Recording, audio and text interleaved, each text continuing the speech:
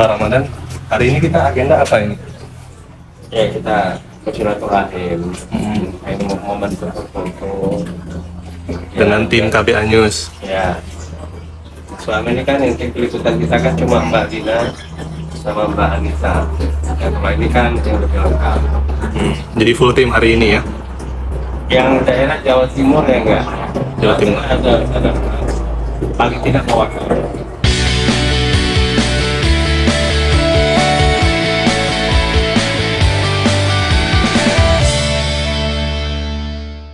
Kalau Pak Ramadan amati ya, Pak Anies ini kan sahabat baik dari Pak Ramadan. Apakah ada perbedaan pada saat menjabat gubernur, setelah menjabat dan sebelumnya?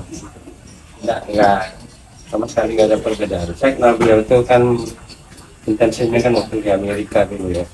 Hmm. Dan dia seperti yang ada sekarang mungkin karena background dia tuh aktivis dan memang dekat dengan kemasyarakatan sehingga tidak ada sesuatu yang membuat beliau menjadi gegar budaya ataupun gumulnya Jawa Timur.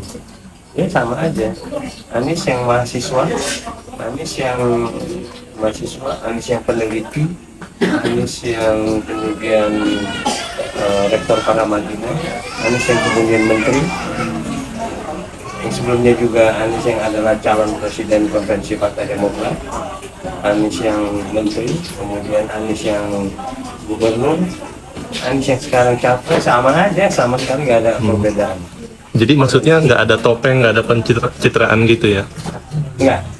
Jadi kalau mau melihat pemimpin itu, kalau dalam ilmu komunikasi itu ada namanya panggung depan, ada panggung belakang. Kalau panggung depan itulah yang terlihat oleh publik, kamera, wartawan, media dan sebagainya. Nah kalau panggung belakang itu adalah itu tidak ada topeng, tidak ada yang ditutupin lebih apa adanya. Nah Anies jarak dia antara sebagai sosok yang di panggung depan dengan di panggung belakang ya itu tipis. Jadi teorinya adalah menurut saya, walaupun saya masih kandidat doktor belum itu, semakin rapat jarak antara panggung depan dengan panggung belakang maka semakin baik itu pemimpin. Nah Anies itu nyaris melebur antara depan dengan di belakang. Contoh misalnya kalau panggung depannya itu adalah wah dia pakai peci, dia pakai pakaian Islam dan segala macam untuk menunjukkan bahwa dia itu alim, gitu ya. Nah padahal panggung belakang nggak pernah sholat, bahkan jumlah rokaat pun nggak tahu kadang-kadang gitu ya. Itu adalah sering kita dengar yang demikian orang-orang. Gitu. Anies kan tidak. Anies di depan dia memang tampak sebagai seorang muslim yang akhlakul karimah, di belakang juga demikian. Dan kemudian Anies yang suka ketawa, lepas di depan, di belakang juga demikian. Jadi hampir tidak ada jarak antara panggung depan dan panggung belakang. Itulah makanya saya bilang karakteristik dari pemimpin itu kalau yang kayak gitu tuh udah mendekati walaupun tidak ada yang sempurna, mendekati hampir kesempurnaan, mendekati. Nah makanya seperti Anies ini. Siapa yang menarik ya? Jadi keberpura-puraan bahwa Anies suka hewan itu di belakang dia memang suka hewan. Dia kucing gitu kan, kucing, burung, ikan dan sebagainya. Dulu kami pernah di Jepang tahun 2008. Kebetulan Anies, saya dan kawan-kawan ada Budiman Sujatmiko, ada Refli Harun, ada Anil Pramono, macam-macam itu ya. Kami dapat kesempatan diundang ke Jepang. Jadi kami naik waktu lagi istirahat ya dari seminar itu, kita naik kapal itu burungnya besar-besar itu menghampiri Anies semuanya. Yang lainnya enggak. Itu artinya Ajaib juga ya. bahwa sadar apa naluri dari burung tahu gitu. Naluri burung tahu bahwa Anies itu memang pencinta hewan gitu ya. Saya juga pencinta hewan tapi kucing gitu ya. Nah kalau ada kucing mungkin dekat ke saya gitu. Tapi kalau Anies kucing dekat, burung dekat gitu ya. Nah jadi itu yang dia apa adanya. Anies tidak bisa berpura-pura, yang saya tahu ya, tidak bisa berpura-pura misalnya untuk sesuatu yang menjadi so akrab, so dekat gitu, dia nggak ada dia. Dia hanya bisa didekati, bisa disentuh, nggak susah. Dan dari dulu seperti itu, sama sekali nggak ada perbedaannya. Biasanya orang kan ada culture shock ya, tiba-tiba menjadi pejabat. Apalagi ini tiba-tiba ini sekarang itu udah menjadi calon presiden loh, Iya. pilpres. 3 partai koalisi sudah mengusung beliau gitu ya. Sama sekali tidak dia menjadi agak kelihatan sombong, agak sedikit kayak kuasa, agak sedikit kayak dibutuhkan, ada enggak, sama sekali nggak ada. Nah, itu pemimpin yang alaqul karimah. Mudah-mudahan aja ini pertanda baik bagi Indonesia. Amin. Karena sesungguhnya kita memang membutuhkan pemimpin yang tidak berpura-pura gitu ya. Benar kayak Anies satu-satu. Ada teman ya kita dari Amerika itu yang mungkin dia tidak tahu pribadi tentang Anies yang gimana gitu ya. Jadi mencoba dalam tanda kutip mengkritik orang-orang di jalan, termasuk di sana ada Wong Kil. Saya bilang sama teman itu, jangan kau kritik Anies, ya Wong Kil itu di depan Anies gitu loh, dalam soal yang bukan pelanggaran hukum gitu.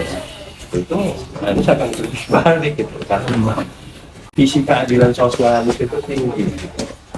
Dan saya kira kalau nanti jadi presiden juga keadilan sosial itu akan menonjol, sama seperti sekarang ini.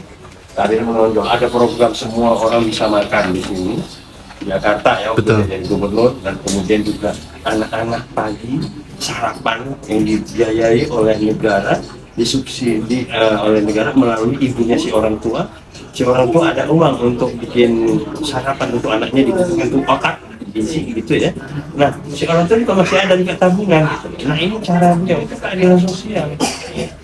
Ketika sarapan itu penting dan dia tahu itu, jangankan itu kehidupan kita kadang-kadang di masyarakat kita antara makan siang atau makan malam nih gitu loh, yang dirapelkan gitu kan. Anies tahu itu gitu. Sehingga ada program semua bisa makan, ada program harapan buat anak-anak sekolah gitu ya.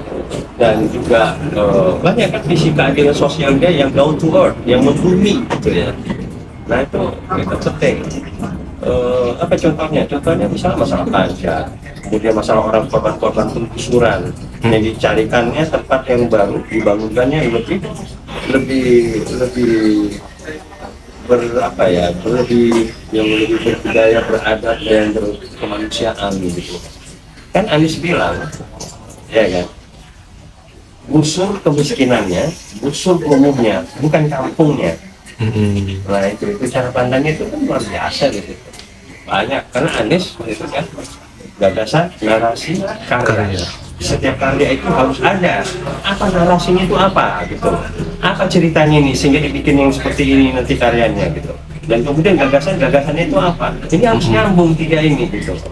Nah bukan hanya bikin karya gitu, gagasannya apa nggak jelas, kemudian juga narasinya pun makin nggak jelas biasanya di situ.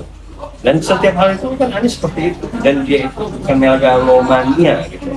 Dia melibatkan banyak orang untuk berpikir bersama. Dia pemimpin yang menggerakkan orang-orang yang tidak terlibat supaya menjadi terlibat. Dan kemudian jadi masing-masing kita itu memberikan iuran terhadap pembangunan kebaikan yang dilakukan bersama. Ada orang iuran itu dengan tenaga, ada dengan pikiran, ada dengan resources misalnya keuangan. Nah itu berhimpun bersama, dan itu karakteristik yang saya lihat dilakukan oleh Anies secara konsisten dari hari pertama sampai hari terakhir waktu sebagai gubernur. Dan saya kira kalau dia sudah nanti izin Allah nanti menjadi presiden, visi seperti itu tidak akan hilang gitu. Makanya coba di mana ada visi tentang dia? Ingat, di zaman Anies menjadi gubernur, Jakarta menjadi tidak ada pergolakan etnis, tidak ada pergolakan antar agama, karena semua mendapatkan atensi, perhatian, dan kepedulian dari Anies. Karena dalam pikirannya Anies yang saya lihat itu adalah dia katakanlah ya kredo dari pembangunan Anies itu adalah, yang pertama itu adalah kesetaraan, kedua keadilan, ketiga adalah persatuan. Jangan bicara persatuan kalau tidak ada keadilan. Jangan bicara soal keadilan kalau tidak ada kesetaraan. Itulah sebabnya ya semua agama mendapatkan kesetaraan, mendapatkan kesempatan yang sama, sehingga tidak ada gejolak. Ya ketika Jakarta International Stadium dipakai oleh umat Katolik untuk melakukan misa, apakah protes orang Islam? Tidak. Atau umat-umat lain? Tidak. Karena orang Islam juga bulan waktu Lebaran menjadi tempat sholat juga itu Jakarta International Stadium sebagai salah satu dari 10 stadion terbesar di dunia. Apalagi dengan sistem buka tutup dengan 82.000 penonton kapasitas. Nah ini penting gitu Mas Yuki. Dengan Nasrani dia diterima, dengan Muslim diterima, dengan Hindu juga demikian. Kan Hindu kan selama Hindu ketika harus menyiapkan fasilitas kremasi yang biasanya berbiaya mahal, orang perlu 4 juta 5 juta untuk itu. Ini sekarang kan gratis.